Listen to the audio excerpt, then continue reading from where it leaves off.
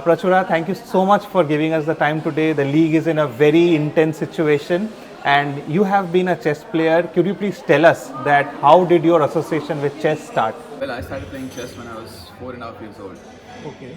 and I'm 32 now. So I've been associated with chess for more than 25 years now. And I started playing tournaments when I was a kid. I started my journey with the under 7 days. I started playing under 7 state championship, national championships. Then from under 9, under 11 days, I started playing Asian championship, world championships, and so on. And since then, of course, I've been into chess because this is something that came to me when I was like a kid, right? And it's like I've been doing this throughout my life. So I might have left chess, playing chess now actively, but it has not left me. Yeah, I mean, my parents play chess as a hobby. Okay. And so I don't remember this, I don't recollect it myself, but I've been like informed by my parents that this is what happened. And so apparently they were teaching my sister, who was 3 years elder to me. And I was just roaming around in the house and having a look here and there. And apparently I came and said, I want to play a match as well. Oh, okay. And my dad was like, you didn't even listen to this. Like, how would you, how you're going to go about this? Like, I don't think you understood the rules exactly. And but I apparently insisted, saying, I want to play. I want to play. I want to, play a match. So he just to like pamper a 4-year-old kid, he's like, okay, let's play a game. And apparently I had got the rules of the game right. Just by listening. Just by listening and not concentrating much and so on. So he thought, okay, there is some kind of natural talent there, and that's when he realized, and then he started playing more with me, took me to more tournaments, and by the age of 5.5, I was actually playing tournaments. Wow. So yeah, that's how the journey started, and that's how I got into chess. My parents are both as a hobby they play chess. Yeah. Okay, so you are born and raised in Karnataka? Yeah, Karnataka, Bangalore. Bangalore. Yeah. Okay, so who were your contemporaries when you were growing up in the under 7, under 9s? You mean the state contemporaries or the State and national or nationals. the international? Yes. Okay, there are very well-known names. Yes. My contemporaries at that point of time was Adiban, Okay. Anvesh Upadhyay, Yes. Swayams Mishra, Nitin, Seturaman. Okay. All pretty good chess players now. And internationally, I've played with folks like Fabiano Caruana, Ding Liren, Okay. Li Kuang-Li. Oh. Yeah. So Oh, amazing. Yeah. So you were very deep into the chess world. So how did that detachment happen? How did you tell yourself, no, this chess is like I should not go professionally beyond this point? well, actually, in India at that point of time, there was not much opportunities in chess, right? So unless you're a Vishwanathan Anand, it's very difficult to let's face the facts. Chess is not cricket. So Yes. if you're ambitious in life, especially about your professional achievements in terms of financial goals and everything, I was not seeing how chess is going to take me there. And choosing chess over education was a highly risky move at that point of time. Now it's fine because you get sponsors, you play tournaments like GCL, and you get appearance fees and all those things. But those days, unless you are Vishwanathan Anand, maybe then there's not much. There's not much you can do. Go ahead in life is what I felt at that point of time, and hence the decision to focus more on education and then slowly get into business and then now I'm connected back to chess, but the decision was made and the detachment happened slowly. I started playing less and less tournaments and started focusing more on education, studying, and I'm still detached right now, but even then I feel the urge to play one or two tournaments because it never leaves. You might be the only one around that in the gallery and you're watching the moves, you understand what is going on and you can speak the way with the players. Do you think that that it's a competitive advantage, or do you think that not knowing at all about the game is also an advantage? Yeah, well, there are pros and cons, right? Honestly, actually, because first of all, they're the experts of the game, Yes, yes. and I am not. Even though I'm a decent chess player, but of course, where they are, their understanding of the game is much better. So sometimes, if I start talking about technical aspects of the game, uh, it's I don't think it's right at some level. So I had decided not to talk about chess, Okay. not to give them any kind of chess advices or ask them and so on. I would just ask a few questions for my own like my doubts. Like I will go and tell them, okay, why did you play this Yes, opening? yes. Why don't you press more? Why don't you Yes. go for the win? Or that's not my role. That's our captain's role, RB Ramesh sir. So. I had made it clear to the players. They all knew that I was a former player as well. Oh, okay. Okay. Yeah. Because I remember that moment when you told Duda, and he was very happy that you knew that. Yeah. And he was like talking to you, like it's Yeah. not like a vague question that you ask. Yeah. And sometimes we feel that even players, when they feel that somebody is interested, genuinely interested in their game and understand, they also have a comfort level. Yeah. Yeah. And also that what you said is also very true. That yes, you should distance yourself from technical aspects and let the coach and the team handle that. So if I get more into the technical aspects, that's where the con comes in, right? Like if I start saying no, you got to play like this, you got to press more, so that can have a negative impact. So I'm just rather focusing on trying to make them comfortable within the team, trying to increase the bonding of the team.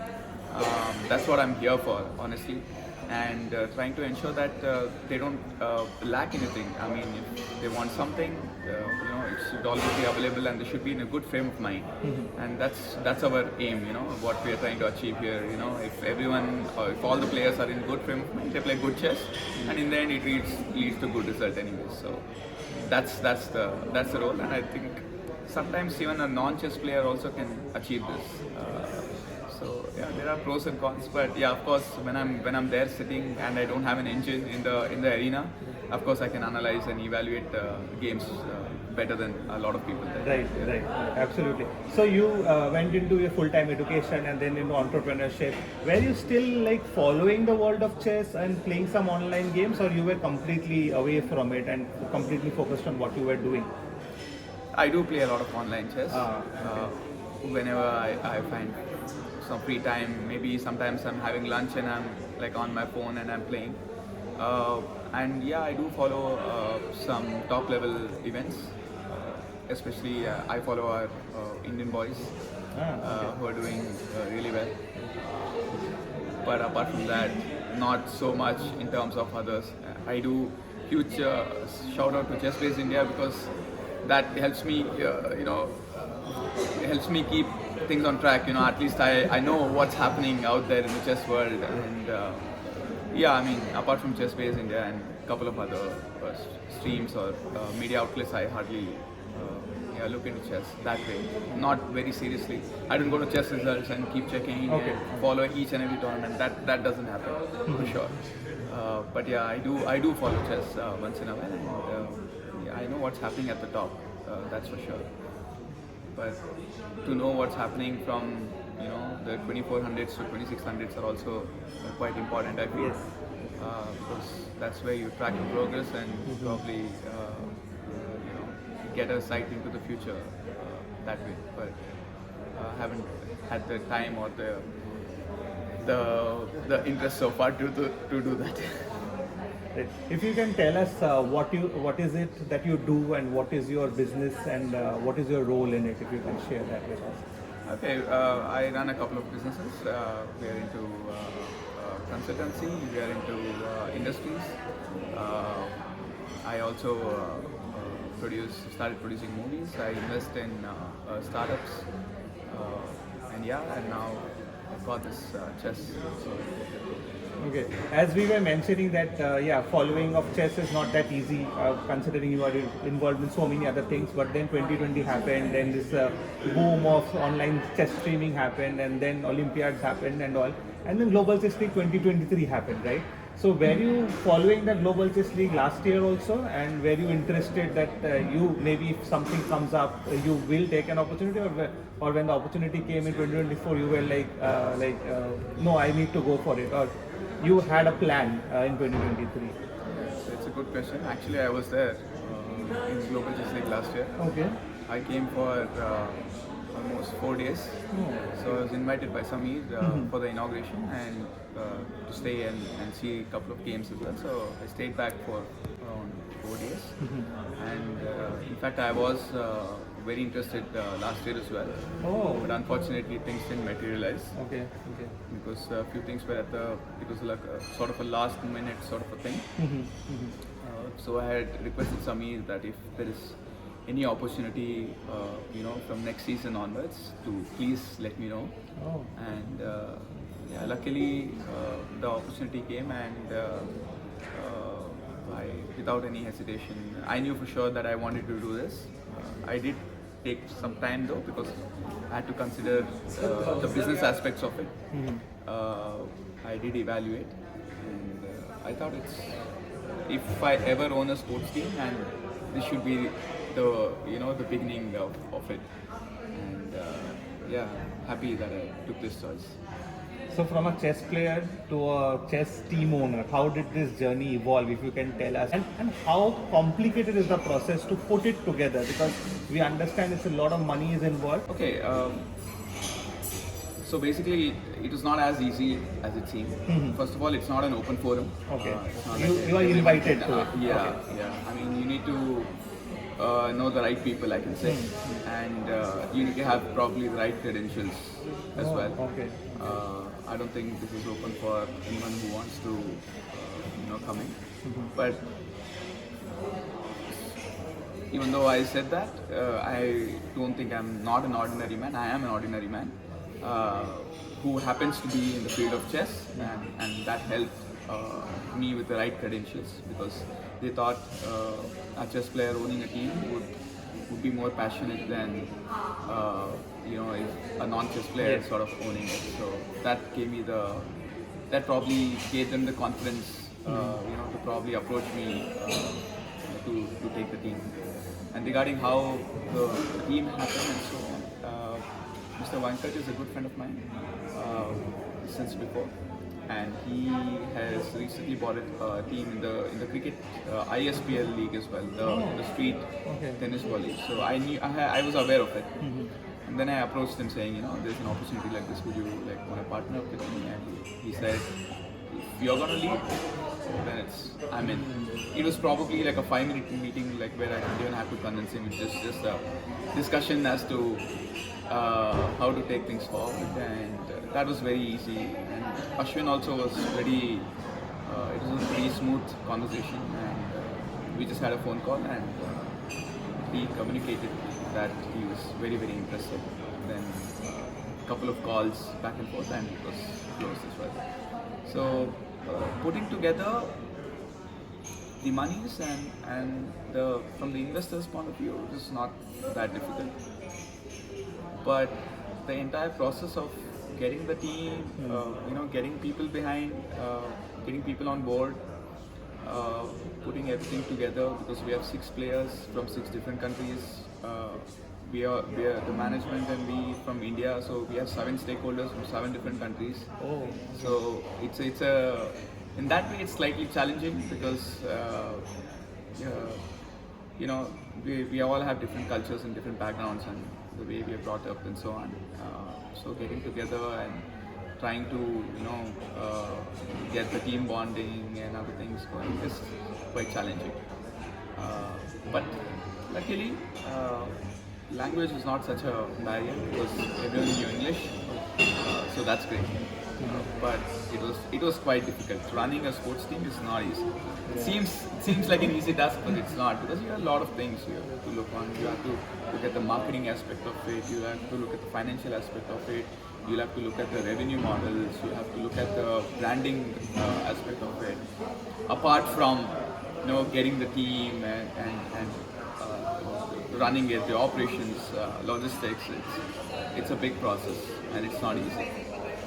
And also to add to sit with the players once the game is over, or maybe a morning meeting, having a breakfast. That is also an aspect to it. Yeah, of course, of course. That's where the team bonding aspect Yes. comes of it, and we try to bring the players close to each other because in the end we're trying to achieve a single goal, right? So we try to align all of them and keep them in the same frame of mind so that we try to achieve and we try to win here.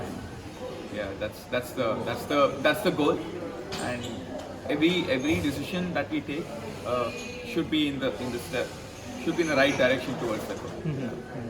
So, considering your busy schedule, you could have easily given this role, your role, to somebody as a manager to manage everything, and you could have stayed back and seen everything happening. But you being a chess player and getting the opportunity to be here and manage everything gives you an advantage, or you wanted to do this, or do you think that if you have given this job to somebody else would have been a little easier for you?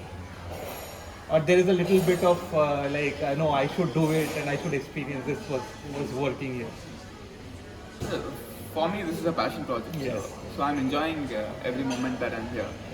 I mean, if you ask me, would I swap my position to any one of the players here? I would have. Oh. I mean, I would have loved to be a player, you know. Wow. But obviously, that's not going to happen. Let's be realistic. So yeah, I mean, I'm living, that dream through this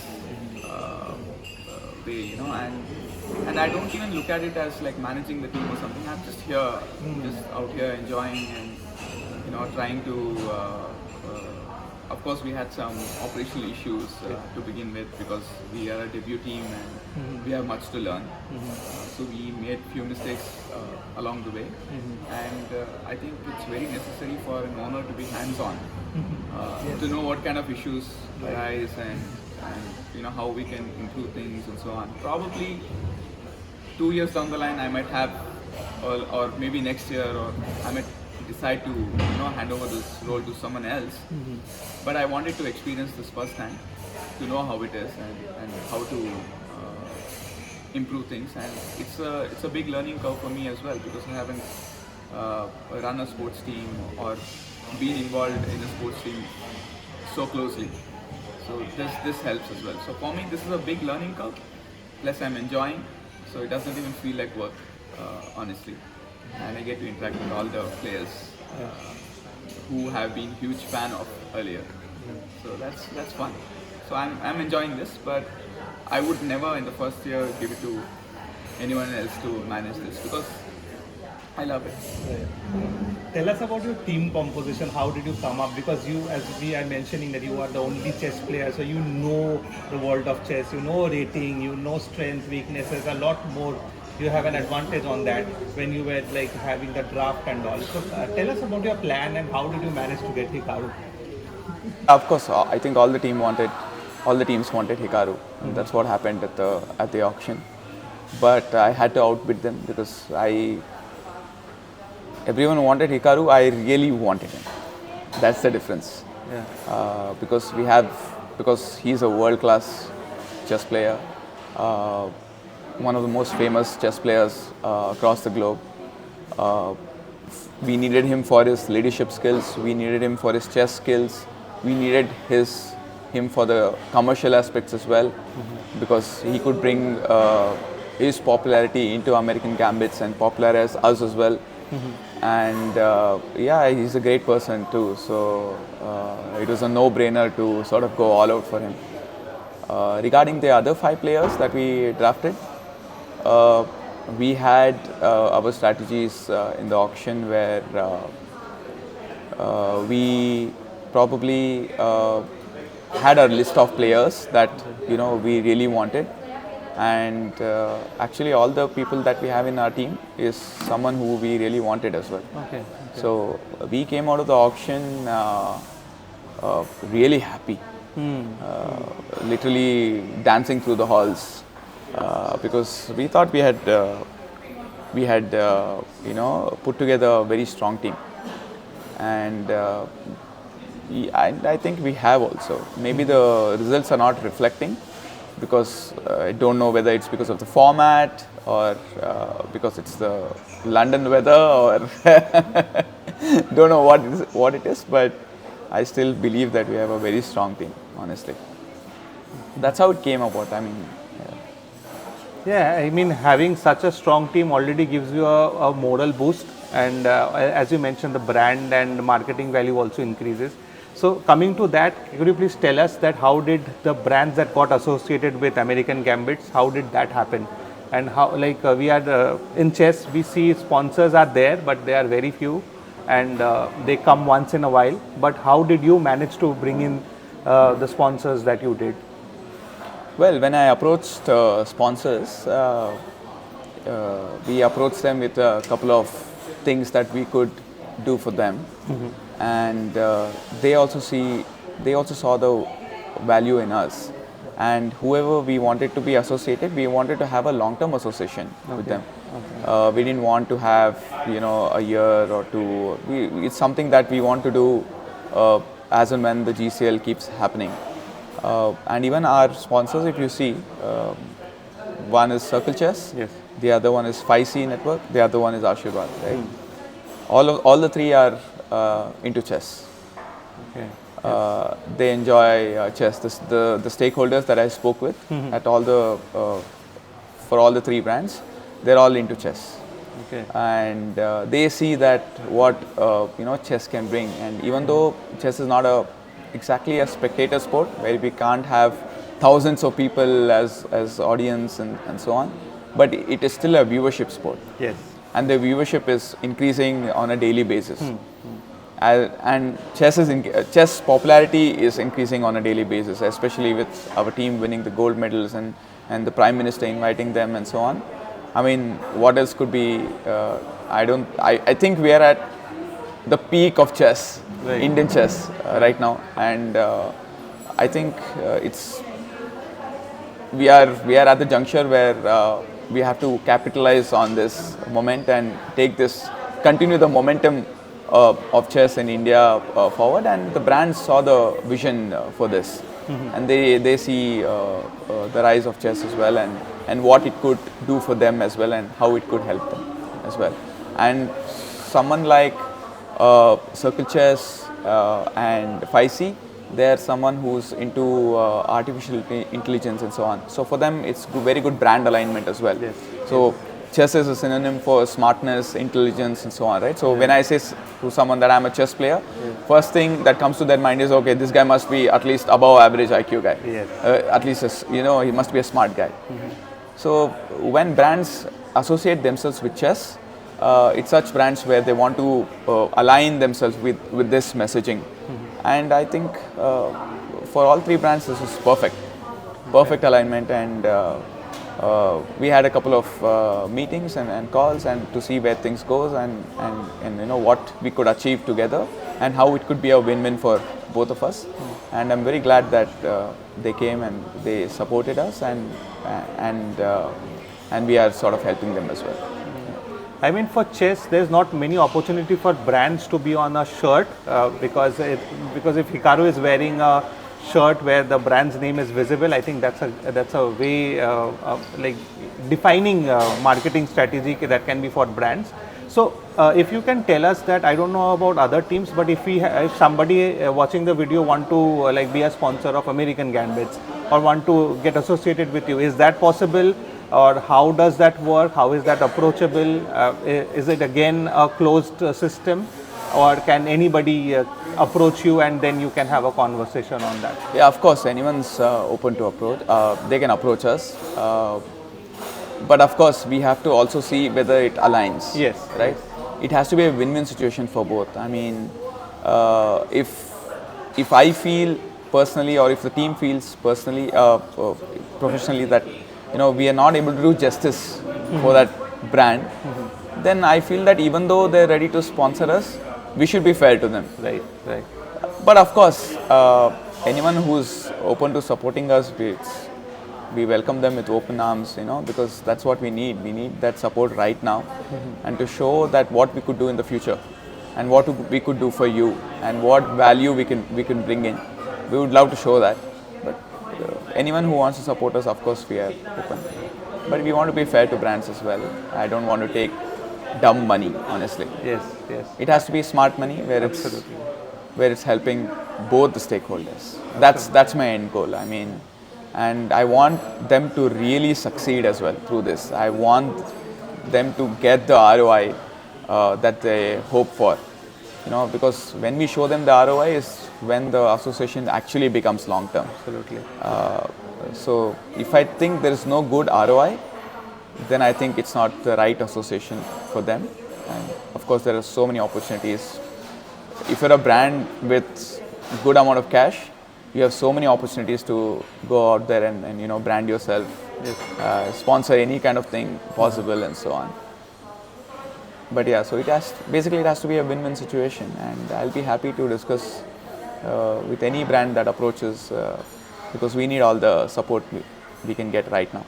Yeah, maybe for the coming years. Absolutely, absolutely. Thank you for sharing that, because that is very important, because it has to be also be adding value to the brand. That's well said. There's one final question I want to ask before we end this interview. It is an honest question, and you can answer it as honestly as possible. That if you want to give one feedback to Global Chess League this time, which can be done in the next season, what would it be? As a chess player and also like an owner of a team, one suggestion if you would like to implement in the next season. Maybe first of all get the basics right, as in the basics of logistics, travel, food. That has to be bang on. Like if you err in little bit even in those things, that's where the complaints start coming in. Yes, okay, true. so of course they have done a phenomenal job till now, but of course there have been a few hiccups here and there. I don't want to complain about it, but I'm just saying we have to get that first. Second thing, I think we need larger scale of marketing. Yes. When I approached ex-chess players, you know, about the Global Chess League and so on, few of them hadn't heard about it. Oh. So first thing we need to do is we need to at least capture the existing chess player audience. We need to let them know that Global Chess League exists. Yes. We need to get them following the league. Forget about non-chess players and trying to reach out to them to follow the league and trying to make the league more sexier, you know, getting the entertainment factor in and so on.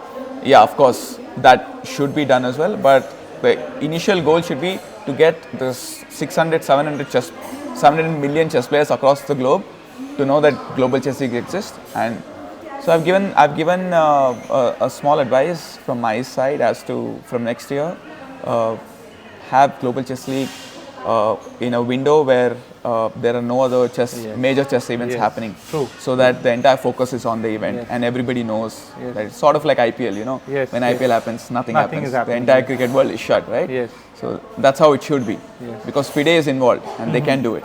Yeah. They can like block a calendar every year saying that from these dates or from in this window is when Global Chess League happens, and none of the federations are supposed to host any major tournaments in this.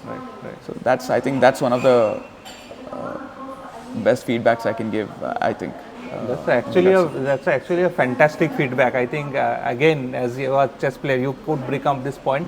And I think there's one more thing, that I think Global Chess League is like a 15 days event. I think it should not be like that. There should be some small side events also happening throughout the year, like so that the recall value is also there, right? Yeah. So maybe after this event ends, everybody will only remember Hikaru Nakamura. That should not be there, right? So we don't forget that Mumbai Indians is there, Royal Challengers is there. So the brand value should also be there, and something can be done on those lines also. Yeah, I feel that is not Global Chess League's responsibility. I think that is the team's responsibility. Yeah, I mean, yes. They should have continuous engagements throughout the year to find a way, which we will, by the way, this year. I'm going to reveal it in my next interview, maybe a few months down the line.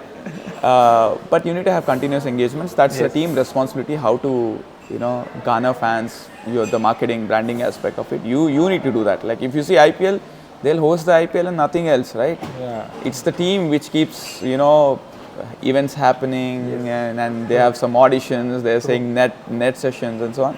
We need to do something like that as well. Yeah. Yes, I mean, the team owners need to put their hand up and say collectively come in and do something where there are continuous engagements throughout and there's good recall and people recognize the teams and the league. Absolutely. Thank you so much, Prachura, for bringing chess to the chess world, to the glamour of chess world, and your inputs, I think, will be a major advantage for next year's Global Chess League. And just 3 rounds remaining, and then the finals. We are already excited to what happens. The field is open. All the very best to you and your team, and we are already looking forward to you next year. Thank you so much, and thank you for having me. Thank you so much.